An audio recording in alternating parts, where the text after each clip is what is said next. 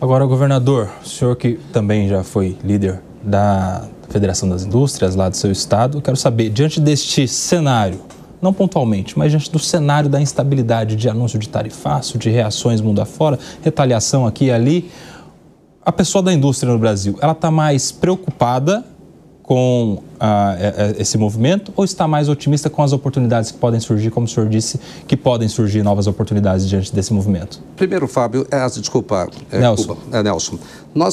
O Brasil hoje, a gente tem uma indústria que ao longo dos anos ela vem perdendo importância no cenário da economia brasileira. Sim. Muito embora nós temos uma indústria resiliente, competente. Nós fabricamos avião aqui, exportamos para o mundo inteiro. Sim. Nós temos setores da indústria brasileira que são competitivos, que são importantes. A indústria alimentícia, que cresceu muito na esteira do crescimento do agronegócio. Então, é digamos assim, um nicho de segmento fundamental. E eu vejo que as oportunidades, elas podem se ampliar, mas os nossos maiores problemas, eles ainda são internos. A burocracia do Brasil, que o empresário e o empreendedor tem que lidar, né, para se estabelecer, para permanecer, essa carga tributária maluca que nós temos aí, agora estamos falando de uma nova para simplificar, mas ela vem com esse título de ser uma novo modelo de simplificação, mas impõe ao brasileiro o maior IVA do mundo.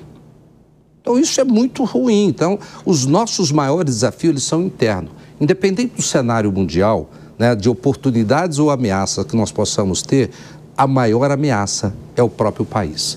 É a ineficiência pública, é o gasto público, é a inflação, é juros batendo aí na casa de 14%, 15%. Como é que você sobrevive num país desse? Como é que você investe? Então, esse é o maior desafio da indústria brasileira, que muitas vezes precisa de capital intensivo na sua implantação para ter retorno no longo prazo. Como é que você faz isso, né, quando você precisa de capital de terceiro, pagando um juro de quase 15%? Nosso maior desafio é nós mesmos. Fala aí, Elias Tavares. Um prazer estar aqui mais uma vez, governador. Eu queria falar um pouquinho sobre a jornada política do senhor. Em 2010, o senhor foi candidato ao governo pelo PSB, né? Evidentemente ali numa chapa até um campo progressista, né? PDT, PV, Cidadania, na época PPS, né? Hoje o senhor desponta aí como grande líder do centro-direita, né? Uma voz forte, reeleito, né? Com primeiro turno, que é um feito muito importante para uma jornada política, mas devido a esses 15 anos que se passaram essa mudança, porque o senhor veio de um partido ali de centro-esquerda, né, até chegar aqui nesse momento, embora desde essa época o senhor já colocou ali uma independência na candidatura à presidência, né, colocado ali. O que mudou do governador, do candidato de 2010 para o candidato atual, reeleito 2 vezes com a votação totalmente expressiva?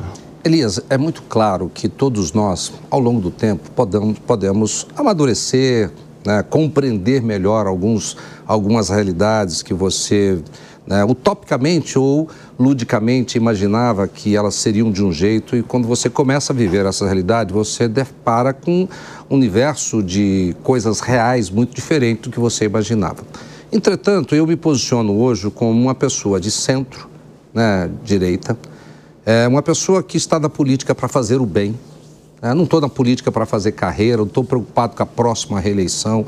Quando eu entrei no governo de Mato Grosso, você falou que fui reeleito em primeiro turno. Eu fui reeleito sim, em primeiro turno com quase 70% dos votos, mas no início do meu mandato eu fui extremamente vaiado.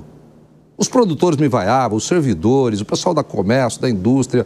Eu cortei incentivo fiscal, eu fiz uma reforma da Previdência doída lá para muita gente, mas eu dizia, gente, precisa fazer o que precisa ser feito. Nós temos que ter coragem de fazer nesse país o que precisa ser feito. Olha o que está acontecendo com as contas públicas no Brasil. O trabalhador vai pagar essa conta. O juro caro, a inflação, vai para a conta dele. Vai dar isenção de imposto de renda, ótimo, lindo. Mas com inflação, come isso tudo durante o ano, não vai adiantar nada. É dar com a mão e tirar com a outra. É isso que está se fazendo. Então, eu sou um político mais pragmático, de resultado. Faço o que tem que ser feito, não olho para a próxima eleição, eu olho para a realidade. Tem que enfrentar, eu enfrento. E foi assim, né, que eu me elegi prefeito lá, falando um pouco a verdade, falando aquilo que eu acreditava que era possível fazer. Não fui para a reeleição, né, tinha 80% de aprovação. Ali praticamente eu encerrava a minha carreira política, mas os adversários normalmente não te deixam sair. Aí me dragaram para uma eleição novamente, eu acabei sendo candidato, ganhei, aí fui para a reeleição e agora não estou preocupado de ser senador, de ser isso ou ser aquilo ano que vem, não. Posso terminar o meu mandato e voltar para casa com a consciência tranquila. Nunca respondi um processo de improbidade administrativa, né? Então eu me considero assim, um político de centro-esquerda que quer fazer o que é correto, fazer o que é justo, né? Entregar resultado. Pouca conversa e resultado.